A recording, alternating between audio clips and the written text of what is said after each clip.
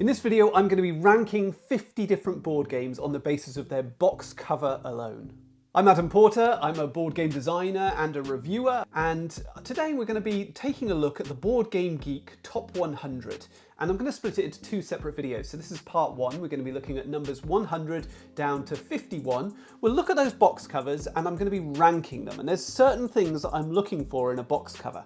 So firstly, of course, the artistry has to be amazing. We're looking for fantastic artwork, good quality drawing and painting. We're looking for graphic design and the composition of the piece, you know, how the piece has been put together. Originality is important. We want stuff that's going to stand out among all the other games that are on the market. But really important, I think, in a product is that the box cover needs to tell me what I'm going to be doing in the game, but also how I'm going to be feeling in the game. Every box cover makes a promise to the customer.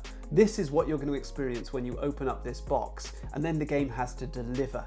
Now, I've only played about 50% of the games that are on this Board Game Geek Top 100, so I can't vouch for whether they actually deliver on their promises or not, but certainly I'll be looking at what I think those promises are, and then you can tell me if I'm wrong, and maybe tell me if some of these games I ought to be playing that I haven't yet played. So starting with number 100 on the list, we have Kanban EV, which is a game by Vital Lacerda. I don't know anything really about Kanban. I know that Vital Lacerda games, I haven't played any of them, but I'm told that they tend to be fairly complex European style games. This cover is beautiful. It's really, really gorgeously put together. It's by Aeon O'Toole, the artwork here. You might glance at this and not know what the game's all about. You kind of have to look at it and think about it a little bit to work out that that's a car coming together from all these pieces. But perhaps I'm being overly critical there. I think this is excellent. I'm going to call this an A tier. So number 99 on the list is Rising Sun by Eric Lang. This one I really like. I really like the composition of it. I love that red banner down the side there with that Asian writing. We've then got the samurai type warrior there, and then the faded out dragons and monsters in the background. It feels like a game that's going to be absolutely packed full of combat.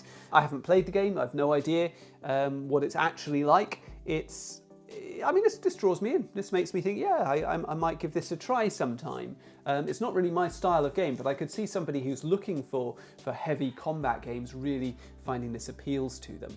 Let's go with, I think, another A tier for Rising Sun. So next on the list then is Patchwork. Patchwork by Uwe Rosenberg, polyomino game for 2 players. I really like the fact that it's very much advertised as right on the box for 2 players. That's the major selling point of the game, so I think it's great to get up there and center. This is a great game for couples or just 2 people to play together. I don't understand why it has to be so brown. And actually, Patchwork has gone on to have a number of different editions with different artwork for Halloween and Christmas and so on. I can't see why anybody would choose to play the game on the basis of this image alone. I suppose we've got the grid there that looks like the tiles of a tile laying game, and certainly it tells us that we're going to be making quilts, or that it's a game about quilts, but I'm not sure this cover is really, it's not really working for me all that much. I'm going to give this one a C tier for Patchwork. Number 97 is Tigris and Euphrates. This is the Fantasy Flight box cover, which is, beautifully painted. Lovely image of the city and the river, and this image of this man, that's lovely too, and the composition of the piece is great. But in terms of telling me what I'm going to be doing and how I'm going to feel, I think this is a little bit lacking, really. Not really sure what it's telling me. It just looks like quite a serious game. The guy standing there looks a bit passive, a little bit bored. Yeah, I'm not really getting much from it. So let's look at the earlier edition. This is the version I've got in my collection, and this is a mess. Look at this. What a horrible font, that horrible yellow font. We've got this floating sort of creature in the top left corner who's just in the middle of nowhere. And then we've got these other bits of writing here and there. Rainer Knitz's name's just sort of scrawled on at the bottom. Nothing seems to have its place. The drawing is lovely, but very boring, and it gives me nothing of the feel of the game whatsoever. This is proper D tier cover for Tigris and Euphrates for the previous edition. Number 96, Lorenzo Il Magnifico, and this is the first on the list with Clemens Franz artwork, and we're going to find Clemens Franz will crop up several times on this list, I suspect. So Clemens Franz, I think of him as being the artist for Agricola and Uwe Rosenberg games, but of course he does a lot more games than that. This one's got this weird sort of puke green sort of colour to it, and this strange sort of paisley pattern. I mean, if I was being generous, I might say that this looked a bit like some William Morris curtains or something like that. And then we've got this bored-looking, nondescript guy poking out the middle. I'm assuming he's Lorenzo, whoever Lorenzo is. Not particularly appealing, doesn't tell me anything about what I'm going to be doing in the game. This is a fantastic game. I really, really like it. Yeah, this cover's doing very little for me, even though it's, you know, really nicely drawn and that pattern's lovely. So I'm going to give this a C tier. C tier for Lorenzo Il Magnifico. Odd cover, that one. This is more like it, number 95, Eldritch Horror. Okay, I've never played Eldritch Horror. I don't really like Cthulhu as a theme. It's never really particularly appealed to me, but this cover knows what it's doing, right? Fantasy Flight are excellent at putting together their board game covers, generally speaking. Here we've got the man and the woman right in the centre, firing their guns, right in the centre. We know who we are. These are our avatars, our in-game personalities. We've got those bat-like creatures up in the top left, and then that massive tentacled monster. It tells us this is going to be a game full of action and horror. The colours, the highlights on it, the lights on the train, it's a beautifully put together piece of artwork there. I've just noticed that little pyramid in the background. This is all very intriguing. I think this is a top tier, S tier cover. Fantastic, Eldritch Horror. So number 94 on the list is Mombasa. Mombasa is a complex strategy game from Alexander Pfister. I love this cover. This one, I like that those curtains draped back, the red. I like that big hat there. And, you know, this one is one which is sort of in first person, isn't it? I assume I'm the person holding that feathered pen there, writing this. So whatever that character's doing, that's me in the game, I assume. And then we've got this little nicely framed picture of this this farmland and these workers out on this land. Now, I know that this was a controversial game and a controversial theme because of the colonization aspects of it, and actually it's being reworked, re-implemented into a new game that's just recently been announced, which is Sky Mines. Now, Sky Mines has got a new theme where presumably we're mining on the moon, okay? So we've got our industrial equipment there, and I guess we're looking through a spaceman's helmet. That's what the framing is here. There's nothing particularly intriguing going on here, and it's very dark. Yeah, I'm not getting much from this cover, even though it's nicely drawn. So I'm going to call this one C tier. C tier for me for Sky Mines.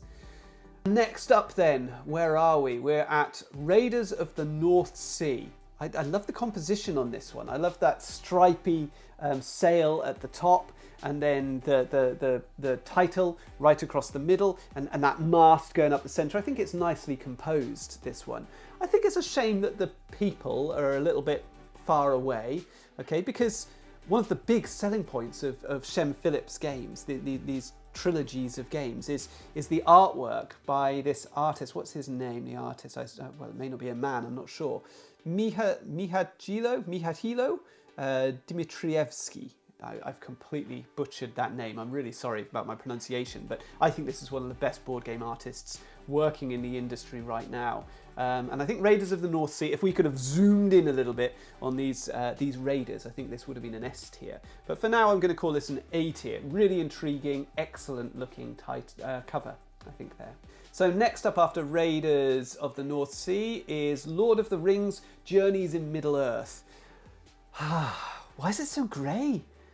I'm not getting much from this cover apart from grey. I mean, we've got this image of, I don't know who these characters are from Lord of the Rings. I'm quite familiar with Lord of the Rings, but, you know, these could be anybody, couldn't they? They're just warriors and orcs. Is that Boromir or is it Aragorn? I don't know. I mean, this could be a picture from any Lord of the Rings game, anywhere. It's nicely painted, but yeah, this isn't really drawing me in. I'm calling this one C tier. Nothing special about this one, I don't think. So what's up next? It's Dominion Intrigue. I think this box cover is a mess. I think it's a mess. There's so many different colours in there. Our central avatars are presumably this little huddle of people down there. We're supposed to be intrigued by this. There's some sort of conspiracy going on. But that woman looks thoroughly bored standing there. She's not even chatting to the others. She's just kind of looking into the middle distance. And I mean, the logo, the Dominion logo, is kind of lost amongst all the busyness of the box. Yeah, I don't like this one at all. I mean, Dominion is not known for being a looker because it's got so many different artists involved and they all use different styles and things like that on the cards. So it's a bit of a... But this cover is a bad example of the Dominion artwork. I don't like it at all. This is D tier, Dominion Intrigue. So next up then is Trois at number 90. So Trois is a really striking looking cover.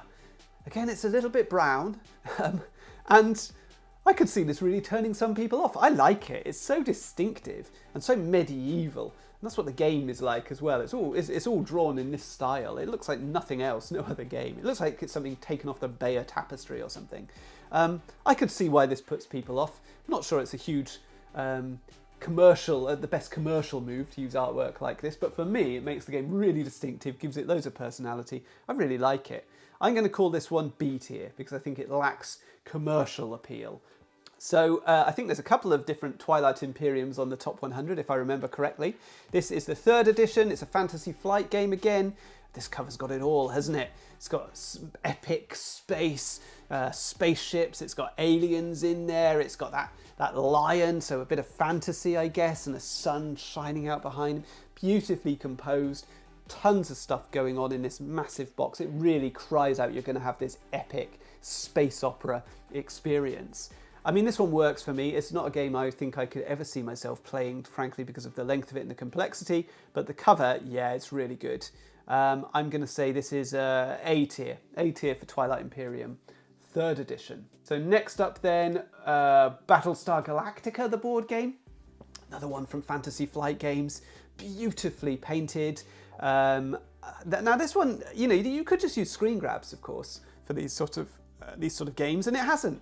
But games with intellectual properties, they look so much better when they're painted nicely like this. And Fantasy Flight always does this. That lovely red colour in the background, the spaceships, the composition of it's great.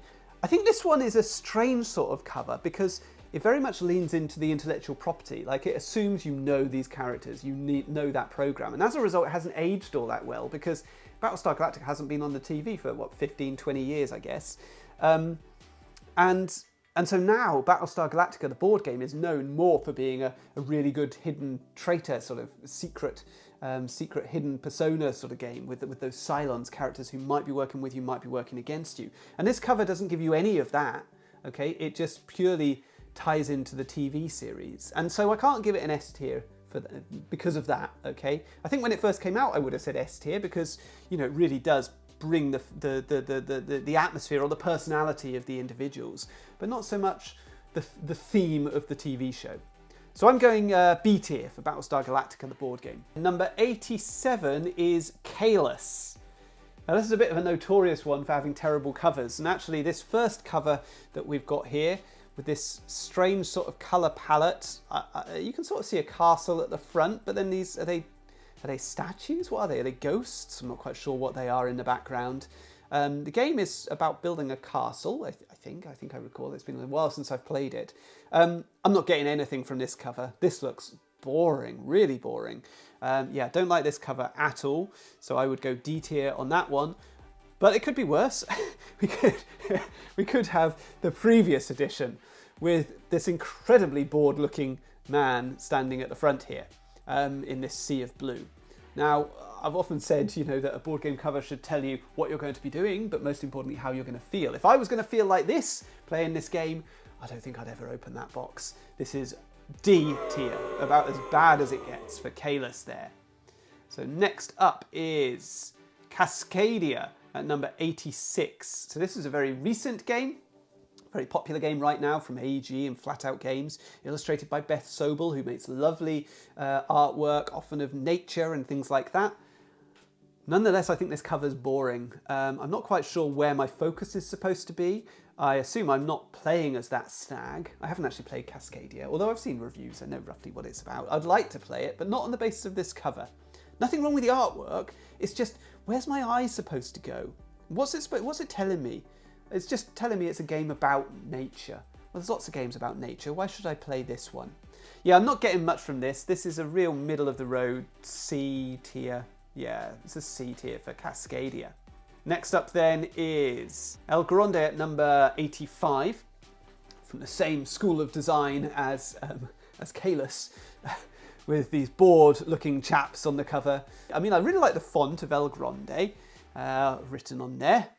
I haven't got much more positive to say about it than that. This is a fantastic area majority game, well worth your time, and really, really needs a reprint with some more attractive, more modern artwork, because this is not doing it. This is D tier for El Grande. Yeah, terrible. Okay, number 84 is Keyflower. This one I struggle on a little bit. I like it. It's colourful, it's odd, it's distinctive, it fits in really well with the rest of that Key range of games, so you're immediately going to spot it and go, that's one of Richard Breese's games. You know, this ship coming in here right up in the centre, that's what the game's about really, a ship that produces new workers for you, and they come and they work in your villages. And I get that feel from it. I could see why some people might not go for this game. It looks a little bit like a picture book, almost a little bit childish in a way, a little bit naive.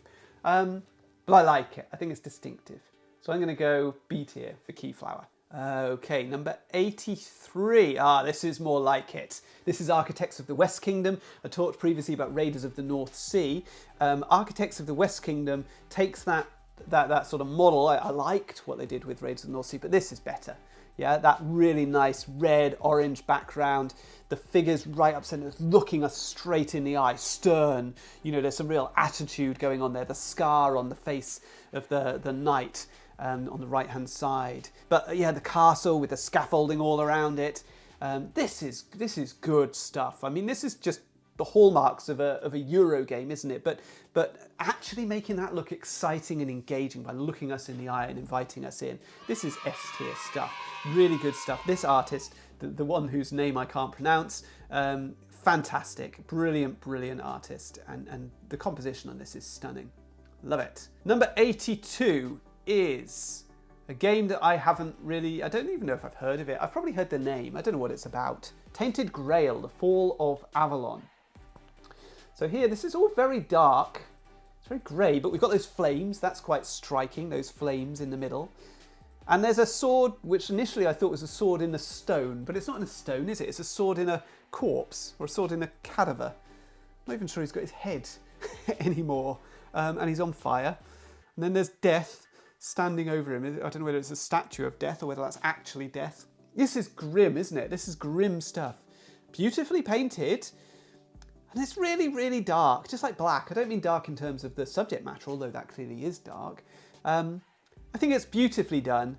Doesn't appeal to me. It's not to my taste.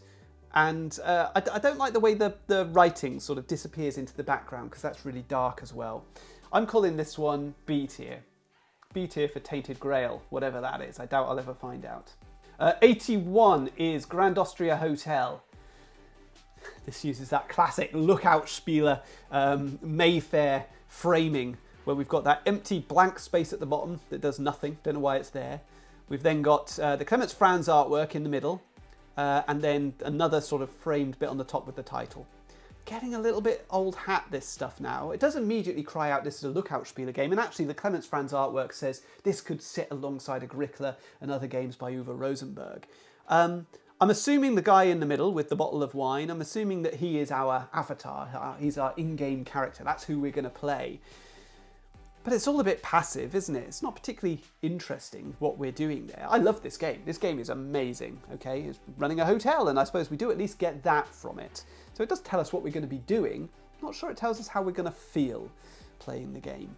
So I think it's all right. It's okay. This is a B tier. B tier for Grand Austria Hotel. Number 80, Dominant Species. I don't like this cover, even though it's one of my favourite games of all time. I'm guessing that font is supposed to be blood. What's the saying? Blood in tooth and claw, or red in tooth and claw? Something like that. I guess that's what they're going for. I do like that this is a game about evolution, and everything's very pointy and sharp. Sharp teeth, sharp beaks, everything looks vicious. And I really like that. My favourite game is Evolution, and I'm not so keen on the cover of Evolution. I think it's beautiful, but I don't think it fits the style of the game, because actually Evolution is a pretty nasty, mean-spirited game, lots of attacking, and you don't get that from the cover. You do get that from the cover of Dominant Species. You've even got that real sort of looming volcano in the background saying peril, you know. But ultimately, it's all a bit green. I don't like the composition of this very much. It's not very inviting. I don't like the font. Yeah, this box doesn't work for me particularly well. I'm going to say C tier for Dominant Species. The Crew Mission Deep Sea. So I don't know if is this the first crew or the second crew? I'm not sure. This is a great cover. Really, really good. I mean, it's just a trick-taking game. Is of course the artwork means nothing really, but I really like the fact we've got our avatar up front and center. We know who we are. We're this deep sea diver, the one with the bulb. I like that bulb that draws your eye. The composition of it's lovely, and it's juxtaposed with the jellyfish in the other top corner. We zoom in on that bright blue underwater scene. I like the theme of this, that it's deep sea diving and exploration rather than a sort of underwater civilization like Abyss or something like that. I don't know, I haven't played the game, so maybe it has got some of that going on. But yeah, this is great. This is a really gorgeous cover. I'm going to go S tier for The Crew Mission Deep Sea. Number 78, Lords of Waterdeep. I like this cover. I like this one. This is, I like the frame around the outside, and actually that extended down the sides of the box, and the box had this unusual shape to it, which was really good. It's a game set in a Dungeons and Dragons world, and so yeah, our characters at the front there are very generic, but then that is what Dungeons and Dragons is, isn't it? Generic sort of fantasy archetypes. Looks like we've got a wizard there and a warrior, and I don't know, is that another wizard? I'm not sure. I like the colour, I like the composition. I'm going A tier for Lords of Waterdeep. Nice cover. Number 77 is Agricola, the revised edition. Okay, I find Agricola a disappointing cover. It's again, it's that lookout spieler thing of, you know, empty space right at the bottom for no reason. This horrible sort of orangey yellow colour at the top. I don't know what that's all about. That's not a pleasant colour at all, is it? And then our avatar, he's not even on the front of the box. He's on the side of the box, the farmer with the trident. So I guess we could maybe assume that we're the woman, but she's really small and sort of off-centre. You barely even notice her. She sort of blends into the building in the background. If you just looked at this cover alone and you didn't know about the guy on the side of the box, you would assume that in-game you're playing as that sheep. That this is a game about farming, seen through the eyes of a sheep. It looks boring. It's an ugly colour. I don't get it. Don't get it. I'm going with C tier. C tier for Agricola, revised edition. Let's have a look at the new version. So this one's just been announced, Agricola 15th anniversary, or Agricola 15. Here we've got our avatar right front and centre. I'm assuming it's the guy with the pitchfork, not the sheep below the 15. And I do like this carved wooden thing around the edges there. I think it's pretty. I think it's a bit big, like it takes up a bit much of the box and makes it all look a little bit brown. But it does sort of focus in your eye on that Agricola logo. I like the way Agricola's written in this one. I think it's quite nice, a bit too brown. I would have toned down the brown a little bit. But this, for me, would lift Agricola to probably a B tier if it had this cover, which it's going to soon enough. Right, next up on the list is number 76, Seven Wonders. Yeah, this one's excellent. Okay, I like the colours, the colour combinations. The title itself is so evocative. You know, it's such an iconic thing, the Seven Wonders of the world. And then we've got images of those seven wonders around there with that statue up at the centre. Yeah, it's lovely. Really, really good. This is how a civilization game should look. You know, a proper Civ game should have a cover like this. I think this is S tier, Seven Wonders. I think it's an excellent example of what you can do with a board game cover. I bet this has sold a lot of copies of the game, just this cover alone. Right, 75 is the Voyages of Marco Polo. Okay. I mean, this is old school, isn't it? It's not even that old a game, really. It's a few years now, but composition's okay. You know, we've got that big guy. I guess that's Marco Polo himself. He looks a bit bored, doesn't he? Doesn't make me go, oh, I really want to be that person. It's got this pretty insipid orange colour to the box again. And then if this is the theme of the game at the bottom there, it looks like it's all about travel with camels. You don't even get to ride the camels. It's not as exciting as Camel Up, is it? Yeah, this all just looks a bit boring. And it's a really good game, really fun. Not getting it from this cover though. This is C tier, The Voyages of Marco Polo. It's 74, this is a good one. Good cover. Not a huge fan of the game, got to say, but I love the cover to 5 Tribes. Days of Wonder do really good box covers. What I really like is we've got our avatars there. You know, you look at it and you go, oh, maybe I could be that woman there with a knife and the veil. You know, it looks intriguing. Or I could be the guy with the turban on the bottom right-hand corner. Okay, or maybe the guy in the back with the crook and the long beard. It tells you could be these different characters, play these different parts. We've got this Arabic sort of building in the background. The colours are beautiful. It's framed lovely. Ah, this is a really, really stunning cover. This is S tier. S tier, yeah. Really makes me want to play the game, and I don't even like the game all that much. So number 73 is Teotihuacan. I'm trying to pronounce that as best I can. Teotihuacan, I'll try and say it fast so you don't notice. Teotihuacan, City of Gods, by Daniel Tascini. I like the composition of this one.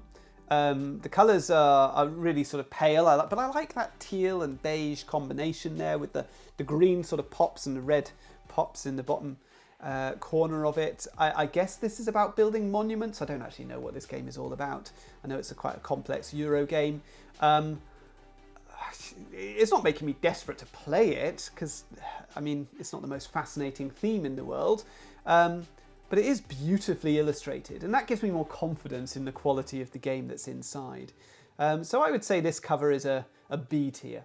Okay, it's as good as it can be with a fairly dry looking theme, I think. Number 72 is Robinson Crusoe, Adventures on the Cursed Island.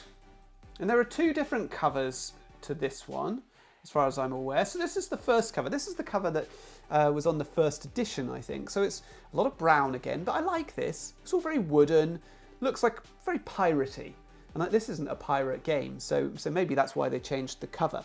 But we've got the ship's wheel in the writing and the telescope and the compass. That's great, and the candle. I really like the font and how everything's written, Robinson Crusoe. And then the image, we've got our avatars up there, and they look like they're exploring, and their clothes are all sort of ragged. And the other cover, the more recent one, I don't like as much, actually. I like the idea of it. So in this one, we've got these 2 sort of pillars down the side. I guess we're looking out from inside a cave, and they're carved into the stone. We've got these snake and skulls and faces. And then creeping up there on one of those ledges, there's this panther, I guess, coming out ready to attack these shipwrecked people. But to be honest, looking at this now, it's the first time I've ever noticed that panther. Okay, it's sort of dark and hides in the background there. I don't like the font on this one. I don't find this as attractive or intriguing as our browner piratey cover. So brownie piratey cover, I'm going to call A tier. And then this more bluish cover, I'm going to call B tier for Robinson Crusoe. So next up is number 71, and that is Fields of Arle, another Uwe Rosenberg agricultural game. I think this is dreadful, this cover. Really don't like it. It's Dennis Lohausen's artwork, and Dennis Lohausen does some lovely art in some of these games, but this one's a real hodgepodge. I don't know what's going on with that cow on the bottom left. It looks like it's got 6 legs. It doesn't have 6 legs. What it actually is one cow standing in front of another cow, but they're so sort of side by side that you don't notice that unless you look closely. So it just looks like a really oddly shaped cow, which wouldn't be surprising because that man's really oddly shaped as well. He's really sort of squat. Is he a hobbit? And then all this blue. It's just like, why are we looking at a game where we can just see loads and loads of the sky? I'm convinced I would really like this game. It's an agricultural game by Uwe Rosenberg. You know, I love that sort of stuff. But this cover goes a long way to putting me off playing the game. I think this is D tier. I think this is really, really badly put together, this cover. So yeah, that's a shame, Fields of Arle. I'd like to see a re-release with a better cover. Number 70 is Clank, a deck building adventure. I've never played Clank, but I'm really intrigued to play it. I like deck building. I like the theming of this one. I've heard so much good stuff about it. Top half of this, I like. I like the way Clank is written. I think it looks really good. That's a really striking logo up there. Really like that. And actually, the image below is good too, but you've got to look closely to kind of work out what's going on. The dragon is a little bit washed out, the colours. And then you barely notice the orcs and goblins down on that lower sort of level. So, and then it's quite busy, the artwork around these thieves, these burglars stealing gold from this dragon. But actually, if you look closely, it's really nicely drawn. I like the sort of peril there, the rocks falling away, the sort of panic on the face of the woman as she sort of clutches that treasure chest. It really does look like, it reminds me of the Balrog and the mines of Moria in Lord of the Rings, crossed with the Hobbit, of course. Yeah, I'd just like to see some of that blown up, blown up, so we get to see our avatars a little bit more. But it captures a lot of what I imagine the feel of the game is. So number 69 is Race for the Galaxy. This cover tells me that it's sci-fi, there's a space station. I don't actually know what I'm doing in the game. So, nice composition. I'm going to give it a B tier for Race for the Galaxy. Number 68 is Pandemic Legacy Season 0. Pandemic knows how to, or the makers of Pandemic know how to make a board game cover. This is stunning, really stunning. And there's a lot of brown in this, and normally I'm moaning about this, but I love this one. So we've got this woman, she's burning this bit of paper. Why is she doing that? Why is she doing that? I want to be that person burning that bit of paper. I don't even know why. And then we've got the person behind there with his sunglasses on, his hat, obviously in disguise. What's he all about? And the person behind with the suitcase running away from a wolf. Fantastic. And then this clock motif in there. It's really intriguing. Looks like it's time travel or something like that. Pandemic has become a bit of an iconic sort of logo, the writing for Pandemic there. And even that legacy, Pandemic Legacy, has become quite iconic now. The horizontal box is really sort of eye-catching because we've got so many vertical boxes in this hobby. I think this is stunning. S tier. S tier. It really makes me want to play it, and I'm not a big fan of Pandemic games. Next up is Android Netrunner at number 67. Again, a very grey box, but actually I quite like this one. I feel like it's going more for metallic than grey, maybe.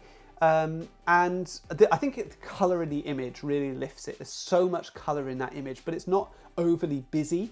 Fantasy Flight just knocks it out of the park with these covers. We've got a Minority Report sort of thing going on here, moving around these screens, lots of technology. I get a feel for what I'm going to be doing in the game. I'd like a little bit more emotion on the face of this woman. I'd like to know what she's feeling. It's all very passive, but it's beautifully, beautifully drawn. And it does capture the feel of the game. Because that's what Android Netrunner is all about, is computer, techie stuff, isn't it?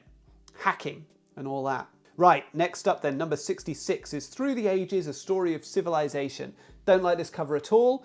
Reason I don't like it, I think it's overly busy, messy, overly colourful. I think when you start putting images of Queen Elizabeth I and Einstein and all these other people on the cover there, it starts to look a bit like a history book, starts to feel quite educational. Yeah, this really, really isn't working for me. Far too busy. I'm calling this one a D tier. It's one of my least favourite covers Through the Ages. Really bothers me, this one. Next up then, number 65 is Aeon's End, or Eon's End. Now, I haven't played this. I don't know anything about Aeon's End. But I do like this cover. I think it's, that monster is quite striking in the centre there, lit by that sort of halo behind them of the sun or whatever coming through. And then you've got this crowd of people fighting this monster.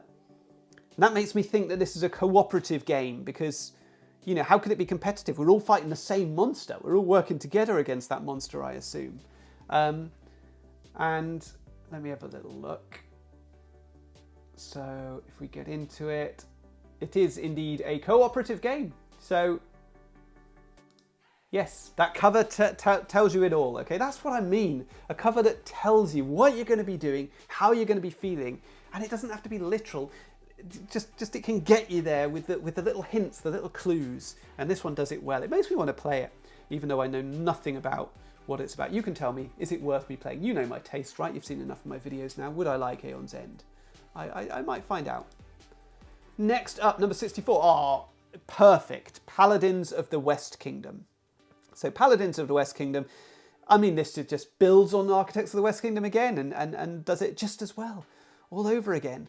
Even without, Architects of the West Kingdom, the thing that I was saying was great about it was the fact that it's looking you in the eye and drawing you in. Here, we don't even have the eyes of that central avatar. They've got their helmet on. And even the helmet seems to have sort of bloody scars on it. And then we've got the face of the person on the right-hand side.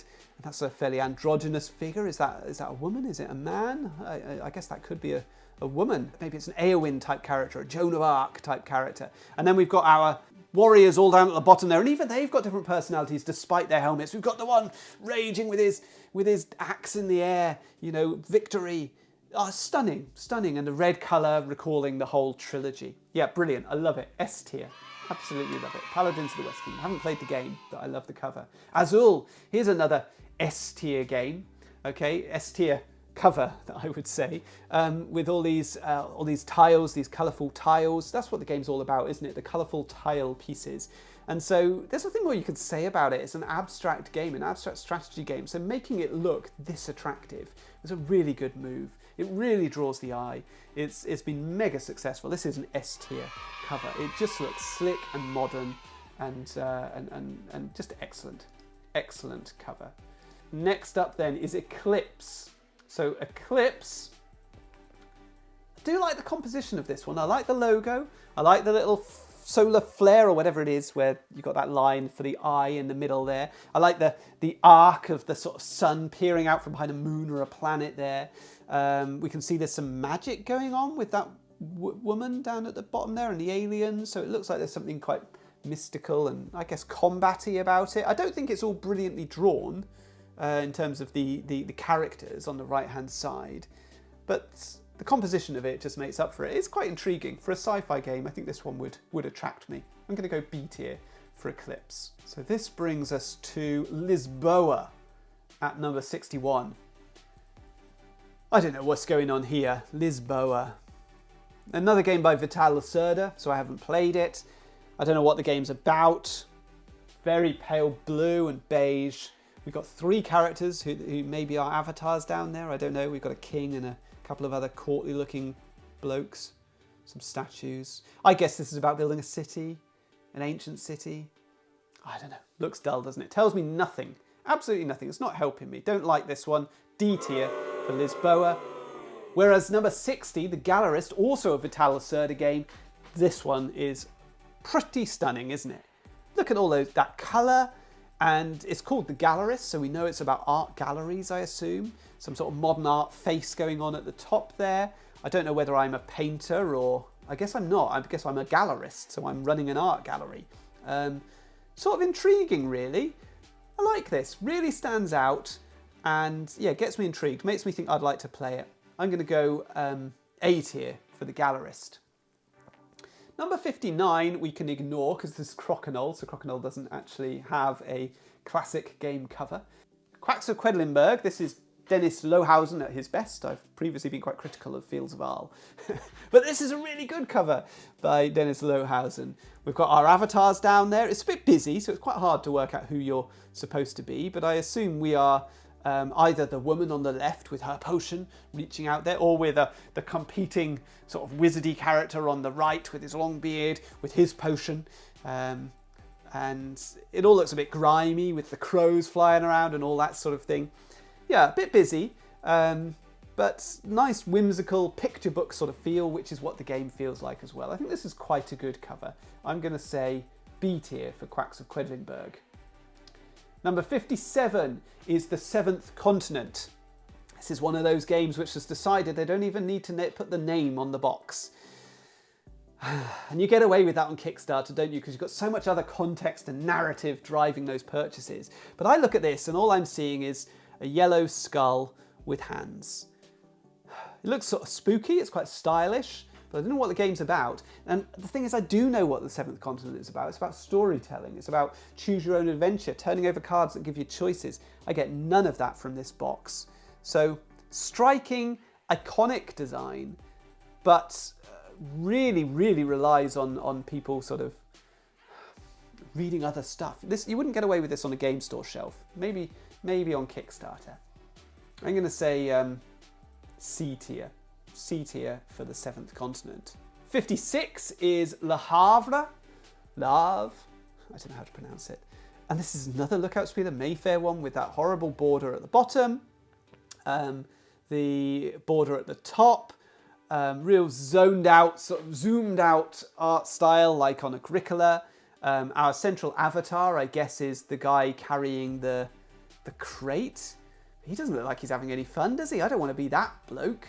The dog doesn't even look very happy. I would be quite happy to be the bloke leaning around at the background, but you've got to look quite closely to see him. This isn't doing it for me. This isn't making me think, oh, do you know what? I really want to play that game. And it's a great game.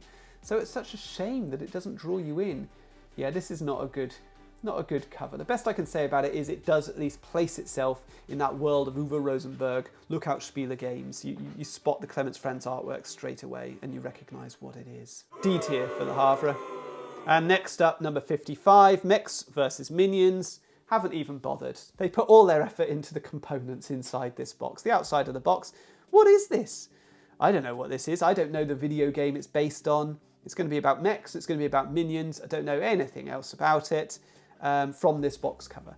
All right, and I do know a little bit about the game. All right, I know that it's a programming game and a cooperative game, I believe. I might be wrong there, but anyway, this cover's not doing it. Hasn't even bothered to show up, I think, this cover. This is a D tier. Yeah, find it a bit irritating. Number 54. This is how you do it. Star Wars Imperial Assault. We know exactly who we are. We're these rebels with their guns, or we're that Jedi on that platform with our lightsaber. We've got Darth Vader up there, the peril. Beautiful colours, beautiful composition. These artists are stunning, these artists that work for Fantasy Flight, and this Star Wars art is so evocative. Absolutely love it. S tier. S tier. Tells me exactly what I'm going to be doing in the game. Next up then, number 53. Do I need to say anything about this? Kingdom Death Monster. What is this? This is just a black box. I mean, people are going to look at this on their phones, shrunk down into a tiny box. It's just a black square. Okay, yeah, there's some sort of image in the background, but I can't even tell what it is. Is it tentacles? I don't know. I mean, this is rubbish. Absolutely. Haven't played the game, but the box is just making me angry. D tier. D tier. Put your name on the box, for goodness sake. Right, number 52. Let's move on quickly. Good. We're back on even ground. On Mars. Another Vital Lacerda game with artwork by Ian O'Toole. Oh, Vital Lacerda and Ian O'Toole, they come up with good box covers. On Mars. This is stunning. Who would put red and green together? You wouldn't think red and green would go nicely together, but they do. And we've got that nice glowing red sort of thing, light bulb in the corner. That looks great. We know that we're presumably this spaceman standing in the middle there with his bright blue helmet, which really stands out. I like the text on it, the way that that's sort of superimposed over it. It looks great. Really, really good. Really stylish and modern and exciting. On Mars. S tier. Excellent cover. Excellent. And that leaves us with number 51. Last one on the list. Are we going to end on a high? No, we're not. We're ending on Clans of Caledonia, which is very green. Looks like it's got the guy from Isle of Skye who's wandered out of that game and wandered onto this one in his tartan kilt, because they're both illustrated by Clemens Franz, I suppose. And of course we've got the woman with her tartan dress as well. I mean, at least I know what I'm going to be doing in the game. I'm going to be sheep herding and cow farming and making whiskey and gathering milk and maybe making huts. There's a little mine there in the background as well. So I know what I'm going to be doing, but it looks so green and yeah, this is, why would I play this over any other agricultural game, agricultural Euro game? I don't know. I don't know. Reputation alone, that's the only... The box cover's not doing it, is it? The box cover is not selling the game. This, for me, is a C tier. Clans of Caledonia. And so that brings us to the end of our top 50 from the Board Game Geek top 100. And in part 2, we're going to be looking at numbers 50 through to number 1 and considering their box covers. If you've made it this far, then perhaps you'd enjoy some of my other videos on the channel. So please subscribe, comment, let me know where I was wrong, let me know where I was right. Let me know which of the games that I clearly haven't played I should be playing, and I'll see you next time. All the best.